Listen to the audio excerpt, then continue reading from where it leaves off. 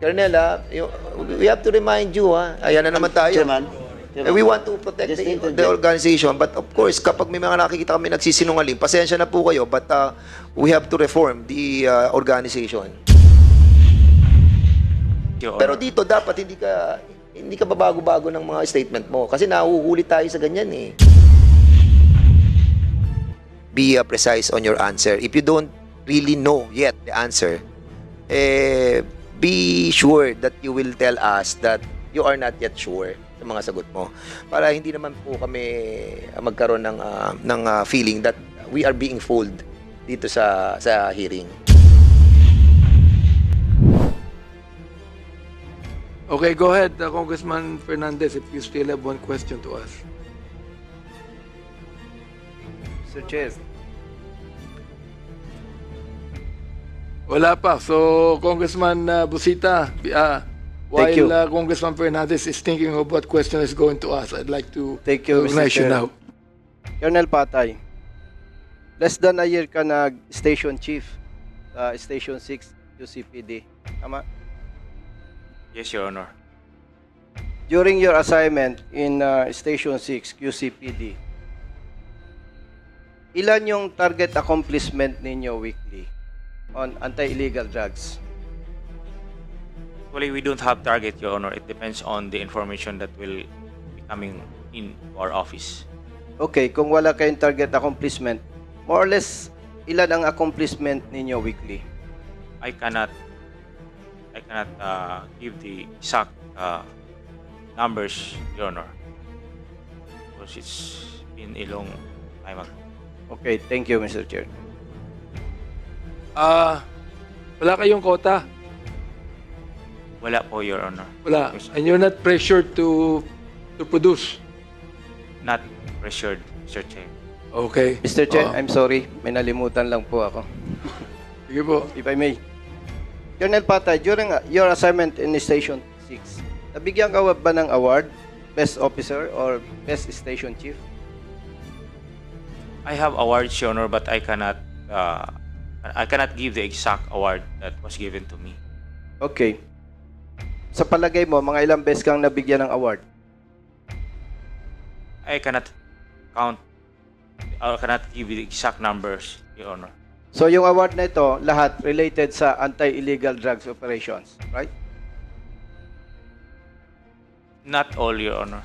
Okay. Mr. Chair, pwede po bang mapag-submit natin ang director ng QCPD dun po sa awards na na-receive ni Colonel Patay during his assignment in Station 6? Mr. Chair? Are you making a motion on that?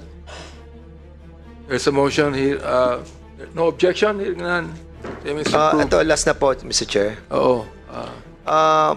Colonel Patay, Bagay. Ang tanong ko lang, in relation to question, were you assigned as the Batasan Station Commander and you were directed to go and arrest those drugs, pushers, whatever it might be? May assignment ka bang ganun? Wala po, Your Honor. Okay. Go ahead, Congressman Fernandez. Okay, last na po to, Mr. Chair, at I will give way to Congresswoman Franz Castro. Meron kasi nabanggit dito, Colonel Patay, na binanggit mo. Ang sabi mo rito, we are very angry about people involved in drugs. Patay told Reuters, raising his voice and spitting out the words for emphasis.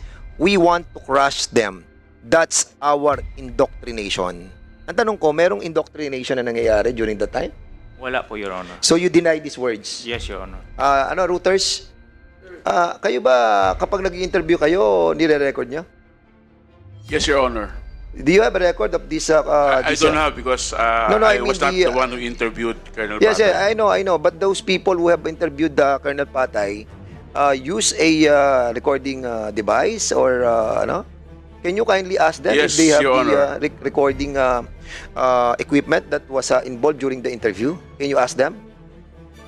I will try, Your Honor. Okay, because I Colonel have, Patay, if you are lying under oath in this committee, we will be compelled talaga to cite you in contempt. So if that interview that was done with you during that time involve a recording device or cellphone or whatever, malalaman mo yun, di ba? So, was there a device to record all your interviews? I could not remember the Okay. exact interview, Your Honor. But you are telling us that There yung was mga an nakasulat dito ay walang katotohanan. Hindi ko po matandaan po, Your Kanina Honor. sabi mo walang katotohanan You eh. deny it. Tapos ngayon sinasabi mo ano, Colonel, we have to remind you, ayan na naman tayo. Chairman, We want to protect Just the interject. organization, but of course, kapag may mga nakikita kami nagsisinungaling, pasensya na po kayo, but we have to reform the organization. There is an Colonel. interjection of Colonel, Congressman be Karat. truthful. Kung sinabi mo yun during that time, you were so eager to cleanse the Chairman, di ba? Kung talagang nasa puso mo nalilinisin yung ginagawa, it's your right. But of course, under the rule of law, dapat tama. Correct? Yes, Your Honor. Kaya- There may be emphasis, Your Honor. Pero dito dapat hindi ka babago-bago ng mga statement mo kasi nahuhuli tayo sa ganyan eh. Yes, Your Honor. And we are counting on the words that you have manifested in this hearing. And so with you, Manuel Mugato, we are Mr. Chair, I move that we subpoenaed the article or the recording device that was used by the routers on that interview that was done with Colonel Patay. I There's so a move. motion.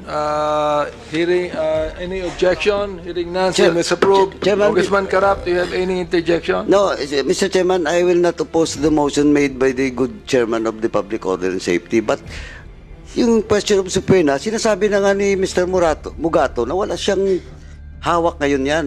Kahit yung Reuters, mayroon ba?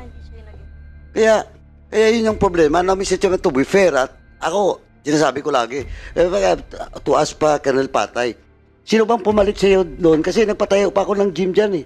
Ako nagpasilitate ng gym. Diyan ngayon na nakatayo. Because I've been supporting the police. Pero sigurado ako hindi sa time mo. Baka yung pumalit sa iyo. But Mr. Chairman, just to be fair to everyone, at saka doon sa mga resource persons, the burden of proof for Colonel Patay to confirm or will be pitted with regards to that accusation is Mr. Mugato, not Colonel Patay. He has to produce the document or else hearsay yan. Diba? Hindi pwede dito na, of course, sabihin mo si Colonel Patay, ganitong sinabi niya, blah, blah, blah, siya. But where's your proof? Diba? Yeah, it's the burden of proof is with Manuel Mugato, Mr. Chairman, not with Colonel Patay. Thank you, Mr. Chairman. That's why, Mr. Mugato, we're not referring to subpoena you, but we are asking Roter to provide because Roter has a record of it. Can you do that, Mr. Mugato? Your Honor, maybe the committee can write Reuters about this. Okay, we're going to write a letter. We'd like to find out if what you're saying is true and that Colonel Patay here is actually denying the truthfulness of your account. So once again, I'd like to ask Colonel Patay, are you denying it or you do not know? I cannot, Cannot remember. Are you denying it now? Because a moment ago you were denying that you said it. Now you cannot remember. So what is true here? Your Honor, I cannot exactly remember the words that I uttered, Your Honor. So therefore, you were actually rejecting your first statement that you're denying that you said it. Yes, Your Honor, the accuracy of the statement, Your Honor. Because look, I will not hesitate to make a motion to contempt you. I will not hesitate to arrest you here and be one of the congressmen in this Congress.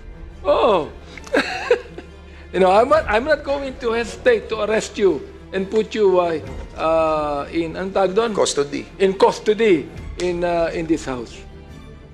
Because look, nakakalito ka na. Kanina, dinenay mo yon. Tinanong ka ni Congressman Fernandez. Ngayon, you said you do not even know. So what are you doing to us here? See, I'd like you to remember, Colonel Patay, that we have been elected by the people to investigate. You know, This might not be a court. See? Because we're doing it in a legislation, yet we have the authority to investigate. And because of that, we have the authority to arrest and put you in contempt. So what are you saying now? Your Honor, I cannot remember the exact words, Your Honor. Mr. Chairman, no, since the Colonel Patay is trying to change his manifestation a while ago, let it be a reminder to him that in the next query of any member of this committee, be precise on your answer. If you don't really know yet the answer, be sure that you will tell us that you are not yet sure sa mga sagot mo, para hindi naman po kami magkaroon ng feeling that we are being fooled dito sa hearing. And I think, Mr. Chairman, let's give him another chance, no? Since nag-manifest naman po siya na hindi na niya matandaan.